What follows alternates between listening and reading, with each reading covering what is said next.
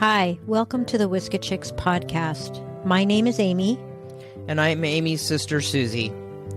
We are going to be talking to you about Whiskey Chicks. You may ask yourself, what in the world is a Whiskey Chick? Well, it's a term our Nana, our grandmother, used to describe anything and everything, like a doodad or a thingamajig. For our purposes today, Amy and I have framed Whiskey Chicks as those random moments in life that accumulate over time that compel us to grow, learn, and evolve. Whether it's good, bad, ugly, funny, or sad, with each Whiskey Chick comes a lesson, an aha moment, a lotus blooming from the mud and muck, resulting in wisdom and healing. Whiskey Chicks have brought us both to a place in our lives where we love ourselves and speak our truths. The last thing Nana said to me before she passed on was, "Be true to yourself, little A." That was the nickname she had for me. The angel spoke straight through her in that moment, and I knew I had quite a journey ahead of me. It was that Whiskey Chick, the last Whiskey Chick she delivered, that set me off on an incredible growth journey. She is the force behind this creative endeavor. We dedicate every Whiskey Chick to her. We're grateful you're here.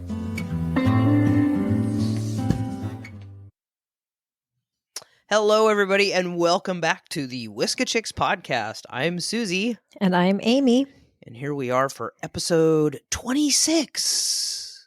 Really? Yeah, we're past the quarter of 100 mark, whatever that means. You're so good at math. I know.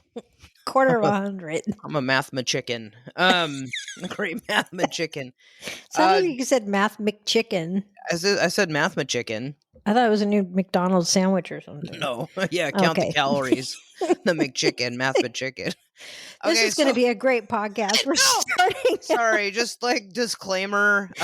We are feeling the sillies today, so it's going to be hopefully at least mildly entertaining.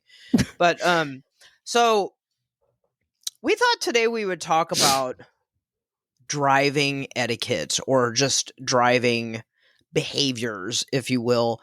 And because we try to navigate life doing everything with, being mindful and thoughtful. And driving is no different because no different than the shopping carts, if you've listened to that episode. Exactly, which was the first podcast episode we did. Yeah. But, I mean, let's face it. When you sit behind the wheel of a car, you have a moral responsibility because you're basically driving. Not to kill people. You're driving a weapon. You're driving a weapon like you literally are. And what you do on the road not only affects you and your soul with your own behavior, but it affects those around you, like energetically. And I think you all probably understand what I mean when I say that. But I think most of us react and not respond by swearing or yelling because, the other person can't hear us, But anyway, I just bought a car like several weeks ago or a few weeks ago, and I had lived for the last year and a half without a car. So now I'm back out on the road. So watch out, everybody. If you live in the Portland metro area, look out. No, I'm just kidding. That's not true. But anyway, so I've just been noticing maybe stuff even more than usual getting back into driving. But I feel like, I'm just going to like give a scenario and then we'll talk about it. So like today I was leaving work and I was parked out on the curb in front of my store because it's Sunday and there's no fee for parking. So I'm the jerk that parks where probably customers should be parking, but I don't care because I arrived at 5:40 this morning. But anyway, so I finished my day at work. I'm freaking tired. And the minute like I start to like put my pack like in the back seat and to get in the front seat, there's this huge lifted truck just sitting there with the blinker on. And there's like a car space in front of me that's open and then a car in front of that. So I know what he wants. He wants me to move so he can just slide into this huge space. And I'm like, dude, he's just hovering. I'm like trying to put my seatbelt on and plug in the phone. And now I feel like he's pushing me out of the space and I'm agitated. I get agitated. You know, whereas like, why don't you just circle the block? Like nothing's gonna happen. You know, I couldn't like just enjoy the fact I was done with work. I was like, like trying to get out of his way. I'm getting fired up just talking about it. But I don't know. Anyway, he was hovering and it made me feel like I was being encroached upon, and it bothered me. And I literally like turned around. I was like, "Thanks for being so patient," you know. And I just felt like a jerk for saying that. But anyway, and I know that's on me. I know that's on me. Like I didn't have to react like that, but I just felt like I was swimming and Jaws was like, you know, up behind me. You No, know, but I know what you mean though, because that you feel like you feel pressured by people to hurry up and move and, you know, change lanes or whatever. You know, it's like people put pressure on other drivers. And I don't know, maybe other people don't feel that pressure, but I do. Like if that was me, I'd be sweating bullets cuz I'm just like, "Oh, but I want to do my Google Maps and I want to get my music ready and I want, you know, whatever, you know, but now I'm like in a rush because someone's hovering and waiting, you know, but it's not just that incident, it's or that instance, it's other things too, like people tailing you, you know, pressuring you to change lanes. Well, maybe you can't change lanes in that moment. It's like, well, get off my ass for just a minute until I can clearly change lanes, you know? It's like that pressure people put, and you wonder why driving is so stressful. And I, you know, I come from the land of Southern California where traffic is the worst in the nation, LA, and tons of road rage and whatever. And I know a lot of our listeners live in Southern California and a lot of my friends spend a lot of time on the road for work. So I know they get that. But I, why why put the pressure on people? What does that accomplish? What does it accomplish? I don't know. Eh, Maybe people are realizing that they're more sensitive than they thought they were because they're affected by that while they're driving. You know, like well, I mean, because but the people that like the guy who was hovering on you today, the person who's tailgating you and you have no clear out. I mean, I don't know how many times I've been in a situation where someone's on my ass and I'd be more than happy to change lanes and let them pass, but I can't safely do it. I have to wait for a few cars or an opportunity. And if I speed up and try to change lanes, I'm going to hit someone in front of me. It's like, well, why can't the person behind me look around and say, oh, well, she can't move. So maybe I should back off a little bit and give her the opportunity. You know, it's that person that's applying the pressure. It's like, what's going through their mind? It's like, what are they trying to accomplish other than bullying you into doing right, something that maybe you can't do? Maybe it's not a safe move to make. Now, I mean, I think there's many times when you're just there's people that are just oblivious. It's like, you know, the lane's empty next to you, you're in the fast lane, and someone's tailgating you and wants to get by. You know, maybe you should move over to the slow lane and you're just not looking in your rearview mirror and paying attention, you know. But anyway, but I don't know how many times it's the other person. And it's like, you know, dude, I'd be more than happy to help you out here, but I can't. I got to wait till it's safe, you know? Anyway. I know sometimes.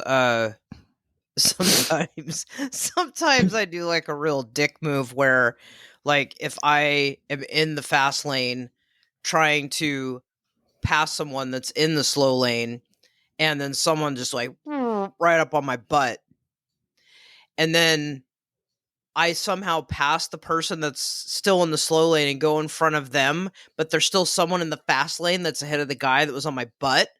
And I position myself where you like box them in. He can't do anything. And I'm like, ooh, where are you going now? Right? I mean, I do that sometimes, or, you know, like when you're approaching an intersection and someone like gets in front of you and then the light turns red. I'm like, well, you got real far, didn't you? You got one freaking Yeah, car in front of me. Like, bravo. exactly. Or Feel like that person accomplished who's now. I know that person who's tailgating you, you get over, you're like, fine. So you get over and you let them up. And they've moved not even a car length ahead of you because now they're on the tail of the person that was in front of me. Yeah. And it's like you got so far, didn't you? All that pressure and risking safety by tailgating at high speeds, and look how far it got you. I mean, what goes through people's minds? I don't That's me understand it. first. That's what goes through their mind. It's all about me first. Which is part of the challenge and the issue here is that here's where the mindfulness comes into play. 'Cause it's like oftentimes when I'm driving on the highway, and especially if it's like 3 or 4 lanes and everybody's like locusts around you, and I leave like at least a car length, in front of me, so that if that person slams on the brakes, like if traffic, because I mean people are going like 60, 80 miles an hour, and then you hit a pocket of traffic, and then this whole accordion thing starts where everybody slams on their brakes, and like you have a mini heart attack. So I always leave like an appropriate amount of space between me and the car in front of me, and then some asshole just goes like boop in that space and closes the gap, and I'm like, you just took away my comfort. Exactly. I mean, let's go back to driver's ed 101. You're supposed to leave, what is it, 3 seconds, the 3-second rule, space. Now it's a nanosecond. I mean, people just to get 20 feet further, they'll shove themselves in front of you and risk a pileup. It's like, what does that accomplish? What in the heck does that accomplish? How far did that actually get you? What is the risk to benefit ratio here? You just put everybody at risk for having a 50-car pileup. For what benefit? You moved 10 feet. Woo! Was not even the length of your damn car. It's just, it really is ridiculous. So, I mean, I think we all have traffic woes, and we encounter these folks on the highway, and and I might have been in my day a little not so mindful on the road. I mean, sometimes when you're driving in LA, you got to, when in Rome, you got to kind of fend for yourself here a little bit. But now that I've got a car that has like a little symbol on it, like if I'm following someone too close at a certain speed, I get a picture of these 2 little cars that are going to crash because I'm following too close, and it like alerts me, like back off, oh my God, bitch. That's hilarious. That would scare me. So the last couple cars I've had have had that. The Volkswagens, they do that. They show, this little symbol, and it kind of makes you feel guilty, like, oh, I better ease off, and increase my space. But yeah, it's too bad there's not like a little voice that doesn't go, back off, bitch. Too close, bitch. Hey, let's invent a car that has like mindful alerts. Oh. Yeah. You're in their bubble and their space. Please refrain from invading the space. Or someone's riding your butt. There's like, intruder alert. I don't know. I'm just kidding.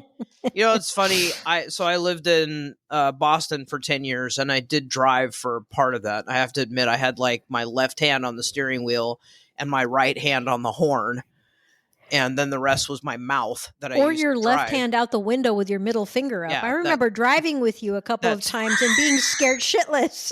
I was younger and more angry than I am now, but yeah, you do have to. It is really aggressive driving. But I was on some highway or something and stuck in traffic, and someone had a bumper sticker. It was a woman. She had a bumper sticker that said, "If you're going to ride my ass, you could at least pull my hair." I thought, God, that's genius. I think she had one of those bumper stickers that also said my other car is a broom, so it was appropriate. But I thought, I'm losing money not making bumper stickers. But you are, honestly. Really, I know I am. But there's one aspect of driving that I really want to talk about for a second, and that is the zipper.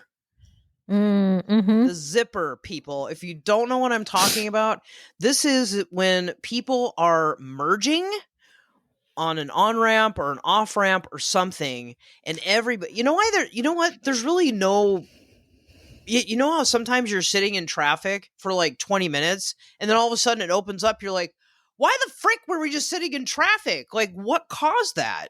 Yeah. There's no accident. There's no one broken down on the side of the road. It's just like all of a sudden, like life opens up and everybody's up to speed again. But it's just like when you're the one sitting in traffic on the highway and people are like coming in from the right and everyone's just like push, push, push because they have to get in front of you and you keep getting pushed back. And I'm like, is this what's causing the traffic? Because people are not doing the damn zipper. Well, you know what people are doing is they're not, and it comes back to the mindfulness and just being aware of what's around you and coming out of your me bubble. It's not, first of all, it's not a competition. This isn't the Indy 500. You know, we have to be courteous and learn how to back off and let someone in and, you know, kind of adjusting speed. It's not all of a sudden a race to cut someone off or get in front of someone, you know, because that's what causes accidents. If people would learn to zipper properly, it would go a whole lot smoother and the traffic would probably continue to flow better. But people get so, I don't know how many times I'm like blinking, my left blinker. I need to get over. Let me over. My lane's going to end. I got to merge. And the person next to me is just looking straight ahead. They're just like you don't even exist. Like I don't even exist. And it's like, okay, I'm going to be in the bushes in a second. I'm going to be catching some tree here. Seriously. You know, it's like, pay attention to what's coming on your right. You know, it's like, are people really that just completely zoned out or what's the word I'm looking for? Selfish comes to mind. So selfish. You're just so like into you and what's important to you in that moment. You can't, I mean, because when you're on the road with other drivers, it really is not about you. It's about everybody else who's driving too. I mean, it you're not there by yourself. You're surrounded by people who are driving these, I don't know how many ton weapons, you know, just, and it's like you're the only person on the road. You know, I think it's also indicative of a larger thing that's going on in society where people think like that their attitude is, it doesn't apply to me. True. This doesn't, and it's not just driving. I'm not affected, but yeah. And so that it's a, you see that symptom while we're driving, but you know, like that thing with you trying to get in, like, and someone just having blinders on. I've had times where I've actually rolled down the window and been like, waved my arm like, can I get in? I need to freaking get in. Yeah. You know, so if you guys don't know what we mean by the zipper, we mean like if you're traveling north on a highway and you've got people coming in on the right, it's like one car on the left goes, one car on the right goes, and so forth. So it's like a zipper going up. So there's just not like 5 cars shoving in for every one car. And that creates, oh my gosh, it creates a universal flow of everybody getting where they need to be. Exactly. It's not all about you when you're on the road. It's just not. And it's not all about you in a lot of life circumstances, you know? So, but, you know, when you're talking about being on the road and again, I don't know how many traffic accidents. I think the number one cause of death in the county of Los Angeles is traffic accidents. I think I heard that statistic not too long ago. You know how much that could be avoided if people would just slow down, pay attention, you know, allow enough time to get where you need to go. Don't be in a freaking, you know, you've got a half-hour drive and you leave 5 minutes before you're supposed to be there. You know, just leaving the home in a relaxed state and allowing yourself enough time to get there based on the conditions. If everybody would just do that, we could all just kind of slow down and take a deep breath, and it would reduce stress significantly. Now, that's in a perfect world. Yes, there's going to be circumstances where you're running late or whatever, but you know, if we all just kind of made an effort to do that, can you imagine how pleasant the road would be? Because now we're not all freaking stressed out. And so what if you get to your destination early? There's always coffee or wherever, maybe, oh, look, I've got some extra time. I can, whatever. So I don't know. I don't get it. I don't get it. I really don't. I don't either, because, spiritually speaking, we've said this a lot, that rejection is protection. So if you are running late, or you perhaps leave the house on time and traffic, I should say, causes you to be late or delayed, and then you run into that accident, like, you just missed it, right?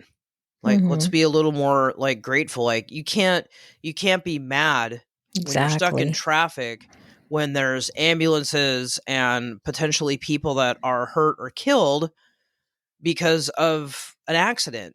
And I have to wonder how many accidents could be prevented if people were just more mindful and not so in a hurry to push and to rush and to put themselves first over the safety and well-being of everybody else you're on the road with. I mean, I don't know that people actually think about that. Yeah.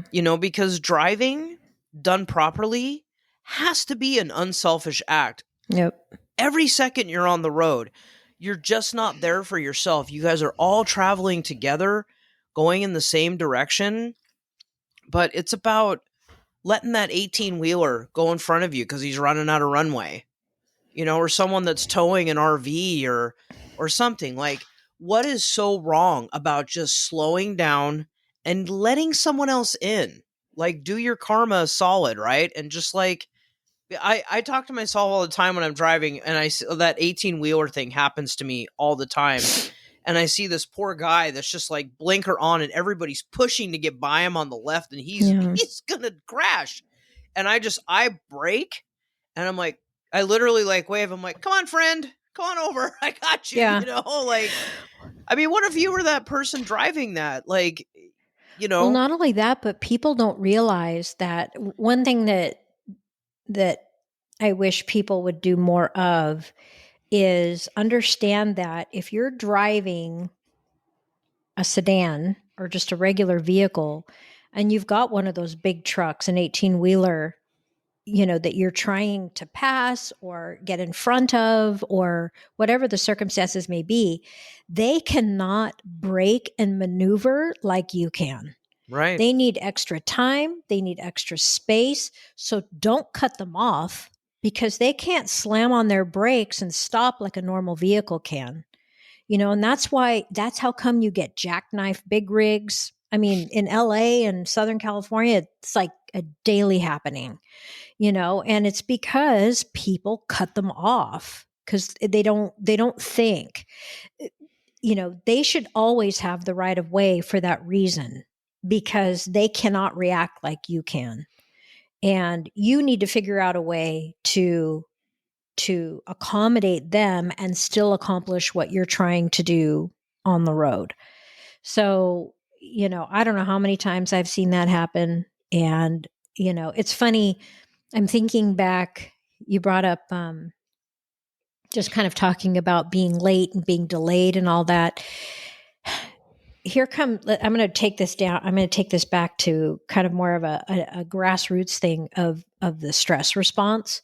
I remember when I was going through my bachelor's degree at San Diego State, I was in one of my health science classes. We were talking about stress. There's a scientist by the name of Hans Selye who he is the mastermind of the stress response.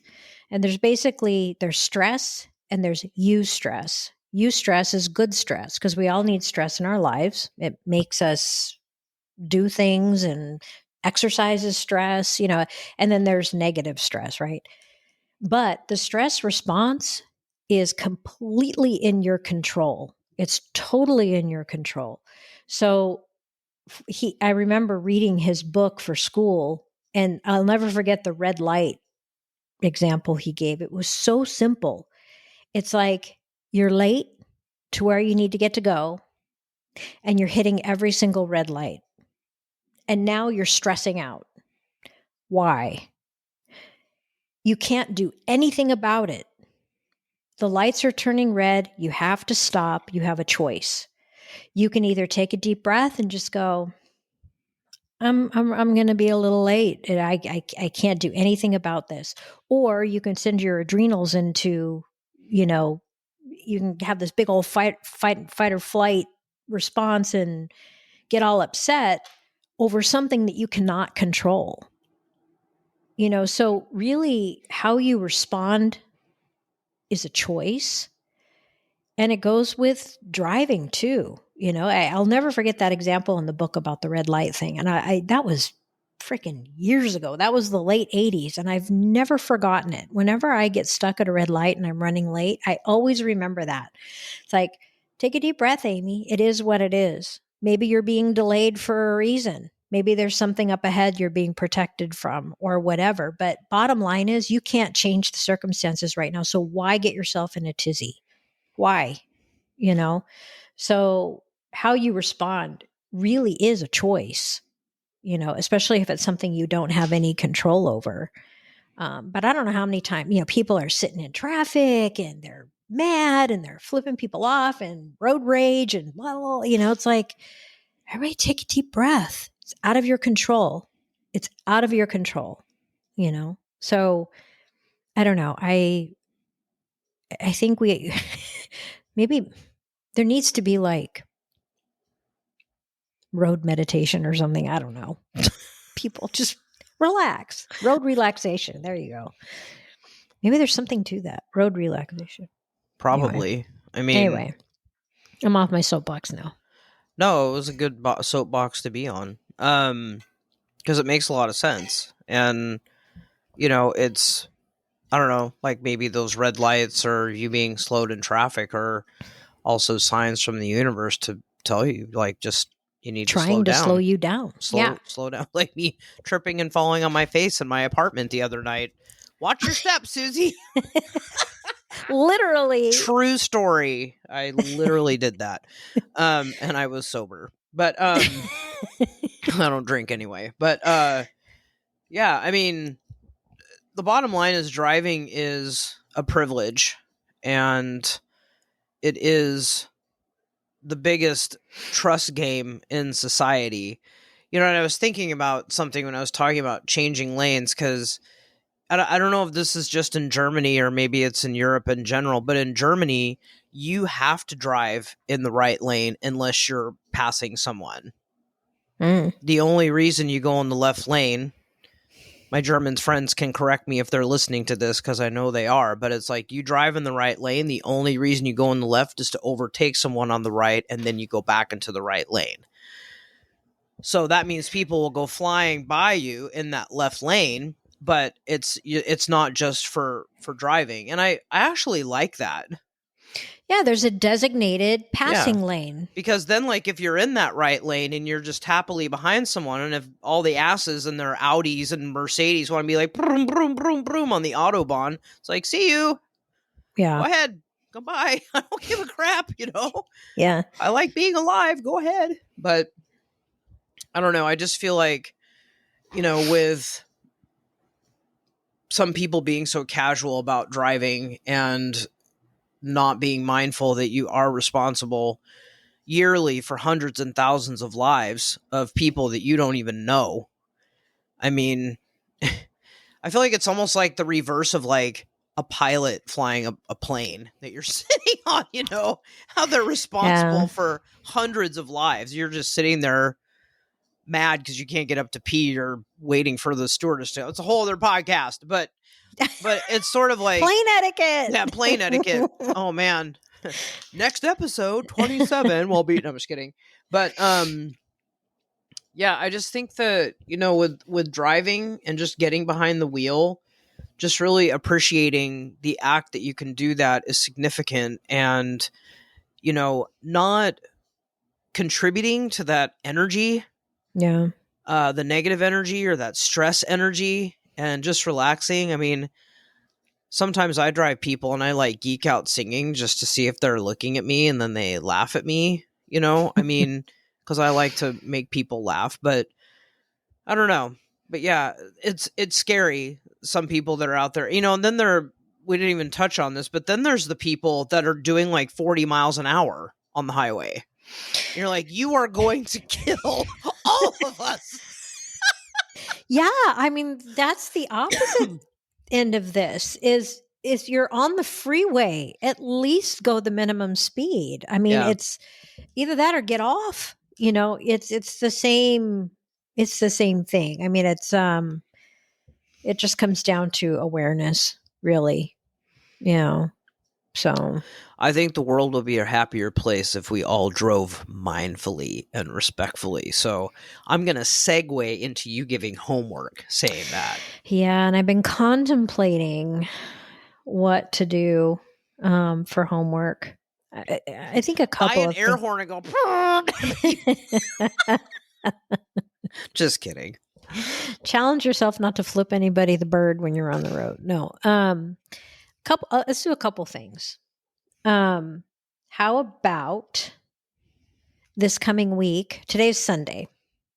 Well, but by the time this posts, I'm not sure. But let's just say from whenever the time you listen to this podcast, for the next week, if you need to be somewhere, make an effort to leave in plenty of time to allow for a relaxed drive to get to your destination. And that means allowing for traffic, accidents, anything that might come up during your drive. And if you're there early, fantastic. Just so that you're relaxed. That's number one. Number two, if you are running late or you're hitting every red light, do that little challenge where you're like, you take a deep breath and you go, it's out of my control. So I'm just going to relax and ride it out. Let it go. Yeah. Let it go. Be Elsa. Be Elsa. Rise to the occasion and let it go. And just, when you're in a circumstance on the road and it's out of your control, don't get mad. Don't get mad. Just take a deep breath and go, okay, I'll get there when I get there. I just thought how significant your homework was if people actually did the homework and realized how good it made them feel and how it ripples through other parts of their life where they can have the same response. So, because what makes us sick? Stress. Yes, stress is behind inflammation. You know who has control over the stress? You do, friends. You. It's not just the driving. See if you can slop it over in other areas of your life because stress. I must be affecting you because I always say meat suit. Now you're saying like slop it over. Slop it over. Slop it over into other areas of your life because stress is the primary in the American culture. Stress is the primary source of illness and inflammation in the body. We are constantly stressed out, whether we realize it or not. So we spend a lot of time on the road. So let's start with the road and driving habits and see if we can reduce some of that stress. Love it. Let's end there and put people out of their misery for today. Just kidding. Totally. Anyway, that was a fun one. I like this one today. I'm glad we did it. So, that was your idea. Come on now. It's all collective in the end. Well, we want to thank you for being with us on this journey. Hey, and we're close to 1,000 listeners. We are. We're approaching or downloads. If 6 people listen to this, which they will. No, yeah, and we're probably going to do a podcast about our achievements and all that. So I don't know, maybe coming soon. But anyway, we're so grateful you guys are here. I feel like we're collecting friends by the day, and we love that. So live in the Dharma. That's what we're here for. Anyway, until next time, we know what old Nana would say. Be true to yourself.